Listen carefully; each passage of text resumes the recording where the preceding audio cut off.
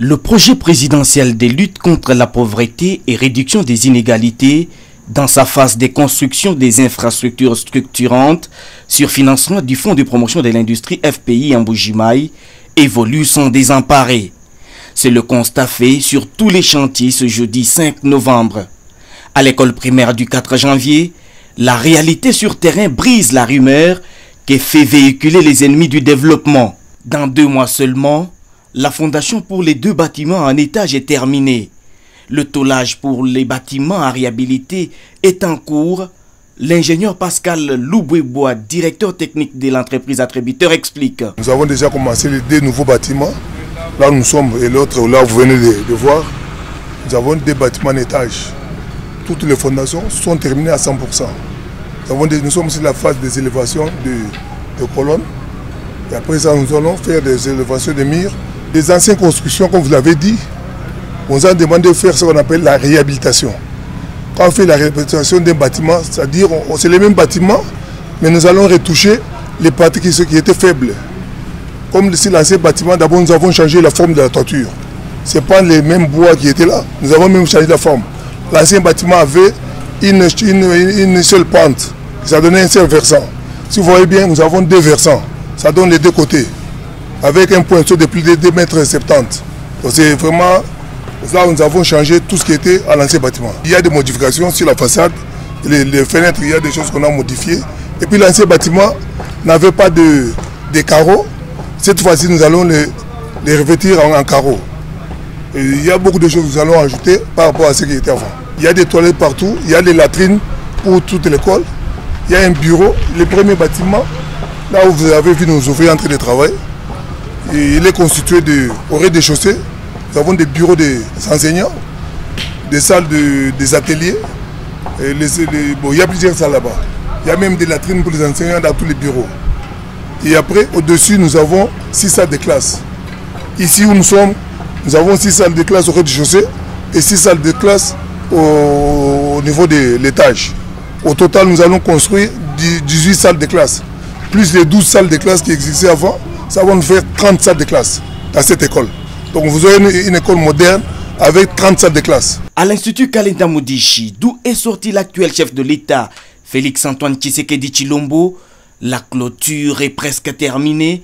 Les crépissages sur les murs de bâtiments à réhabiliter est en cours. Idem pour la fondation des bâtiments en étage. L'élévation des murs pour un autre bâtiment évolue normalement. Du côté des infrastructures sanitaires, la fondation est en passe de recevoir la banque de sang. Le chef de chantier, Chiban Kalala. Nous sommes déjà au niveau des fondations, de la finition des travaux des fondations qui doivent arriver à terme par le bétonnage du sous-pavement. C'est l'opération qui est en cours. Nous allons passer à la phase d'élévation qui consiste à élever les murs du bâtiment jusqu'au niveau du plancher. Le plancher, c'est, disons, la dalle du premier étage. Parce que ce bâtiment doit, disons, sera constitué de 2 niveaux. Sur le même terrain, les ouvriers sont à pied d'œuvre. 3 bâtiments sont déjà sortis des terres. Le bâtiment de réanimation, celui de la kinésithérapie et la morgue. L'ingénieur Marcel Nkiwa explique. 3 bâtiments en étage qui sont presque à 90% de la partie fondation. Et puis les bâtiments en rez-de-chaussée, il n'y a que 3 bâtiments qui sont en élévation. Ils sont à 60% sur les grosses œuvres en élévation. Il y a le bâtiment réanimation, bâtiment numéro 3, il y a la morgue et le bâtiment kinésithérapie. Vitesse de croisière sur le chantier de l'hôpital de la Mouya. 2 grands bâtiments attendent déjà la toiture et les fenêtres. La fondation pour les autres bâtiments est en cours, fait savoir l'architecte Clément Junior Chiembi. Bon, ça fait 2 mois. Ça fait 2 mois déjà qu'on a commencé. Il y a 7 bâtiments qu'on doit réaliser à l'hôpital général des référents de la Mouya. Et jusqu'à là, on a déjà levé le mur des 3 bâtiments, dont des fondations des 4 autres sont en haut. Et 2 bâtiments, 2 fondations. Donc on évolue jusque là partout, tous les 7 bâtiments. Jusque-là, on évolue bien, pas de problème, pas de soucis avec les travailleurs, pas de soucis de salaire ou avec les ouvriers. Bon, il y a les bâtiments qui sont déjà au niveau des roches de la toiture, au niveau des poteaux d'échaînage.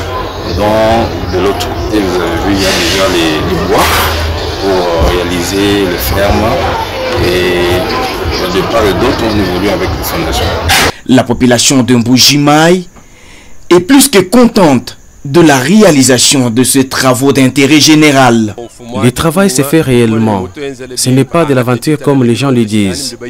Nous-mêmes, nous le voyons chaque jour. Je remercie les chefs de l'État pour cette vision et lui demande de s'assurer lui-même si le travail a été bien fait. Les gens sont pressés et veulent que l'ouvrage soit réalisé en peu de temps, alors que la durée peut être de 12 mois. Les ouvrages qu'on réalise sont des étages pour lesquels il faut un bon soubassement. Ceux qui ne savent pas parlent à tort. Actuellement là, il y a déjà 4 pavillons dont les murs sont déjà levés au niveau de linteaux.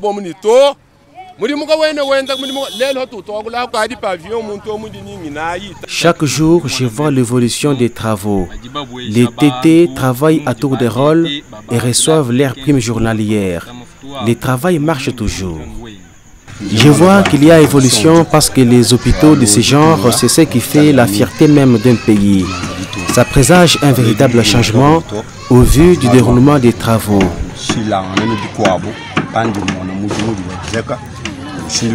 Que nos frères et sœurs sachent que le changement est là grâce à ce qui s'est fait.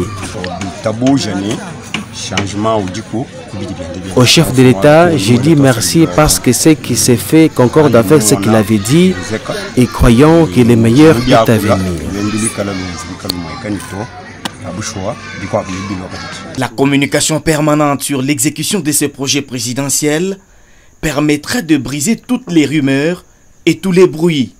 La population du Kasaï oriental est appelée à la patience car les infrastructures en cours de construction sont des ouvrages de grande envergure qui feront la fierté du Grand Kasaï.